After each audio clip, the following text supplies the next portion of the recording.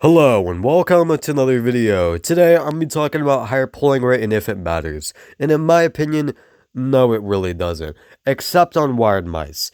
Because there's not really any downsides to it. It just makes the tracking better, makes it smoother and faster, and with no downsides. Rather than some compatibility issues that I did hear was like a problem with like the Viper AK Hertz, for example, where on like AK Hertz it just could not work with some games. However, I'm pretty sure with most 4K Hertz mice nowadays, it just works with every game. So in my opinion, if you have a wired mouse and it has 4K Hertz and it doesn't impact any games or make it like the game unplayable, then I would say just use it because it just makes your tracking and faster and smoother. But with wireless mice, it has a huge downside, which is battery life. And in my opinion, I really don't see like me sacrificing battery life for just slightly better performance, and only that's only really noticeable on higher refresh rate monitors like 240 hertz or higher.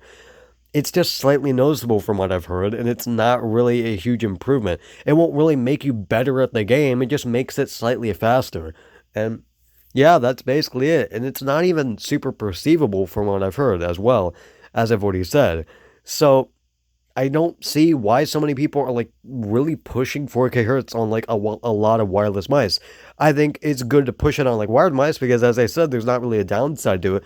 But on wireless mice, in my opinion, it just doesn't really make sense unless somebody figures out a way to just completely just remove that battery life issue.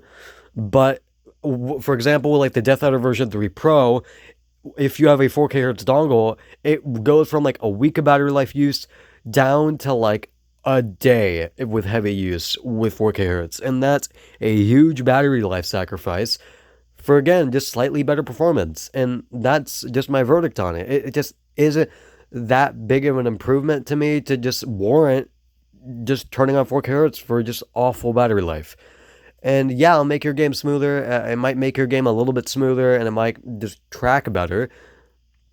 But it just completely destroys battery life.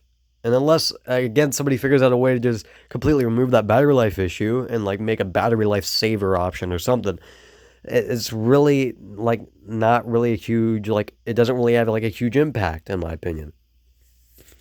However, that's going to be it. And also with my music, I did recently have a new song, and yeah, it's not great.